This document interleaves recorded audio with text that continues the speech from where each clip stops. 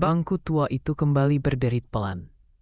Kayunya sudah kusam, tapi ia masih setia mendengar cerita negeri ini. Hari ini, ia mendengar satu kisah yang berat. Tentang baja, pajak, dan nata yang memilih terpejam. Di hadapan publik, Purbaya membuka tabir yang selama ini tertutup rapat. Ada perusahaan baja dan bahan bangunan asal China yang beroperasi di Indonesia. Anehnya, seluruh karyawannya adalah warga negara asing. Tak satu pun bisa berbahasa Indonesia. Namun bisnis mereka lancar, mulus, dan senyap. Transaksi dilakukan secara tunai, cash basis. Bukan karena efisien, tapi karena satu tujuan, menghindari pajak pertambahan nilai. Bangku tua terdiam, bukan karena tak mengerti, tapi karena terlalu sering mendengar cerita serupa. Dari informasi yang diterima, kerugian negara bukan receh. Dari sektor baja saja, potensinya lebih dari 4 triliun rupiah per tahun. 4 triliun, angka yang cukup untuk membangun sekolah, rumah sakit, atau memperbaiki jalan yang retak di pelosok negeri. Namun uang itu menguap. Bukan karena bencana alam, melainkan karena praktik ilegal yang dibiarkan. Yang lebih menyakitkan, Purbaya menyoroti sikap aparat pajak dan bea cukai. Bukan karena tak tahu, tapi karena seolah tutup mata. Bangku tua menarik napas panjang.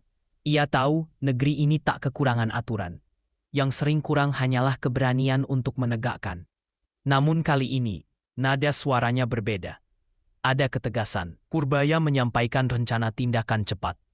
Industri liar ini tidak akan dibiarkan tumbuh lebih lama. Organisasi pajak dan bea cukai akan dirapikan, bukan sekadar evaluasi di atas kertas. Petugas yang tak menunjukkan kinerja baik dalam 1 tahun akan dirumahkan.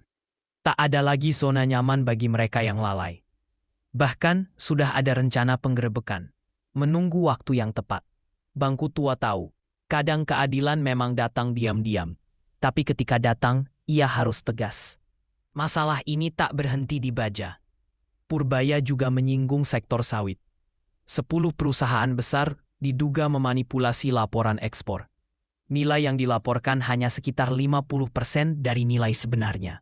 Setengah dilaporkan, setengah lagi menguap entah kemana. Bangku tua ingin bertanya, jika ini diketahui, mengapa baru sekarang disuarakan?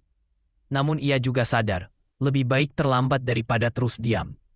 Di akhir cerita, satu pesan ditegaskan. Negara tak akan selamat jika pajak hanya ditagih dari yang patuh, sementara yang licik dibiarkan bebas. Reorganisasi dan ketegasan bukan pilihan, tapi keharusan. Bangku tua tetap di sana. Ia tahu, cerita ini belum selesai. Tapi untuk pertama kalinya setelah lama, ia mendengar kata yang jarang terdengar di negeri ini. Ketegasan. Dan semoga bukan hanya sekadar cerita.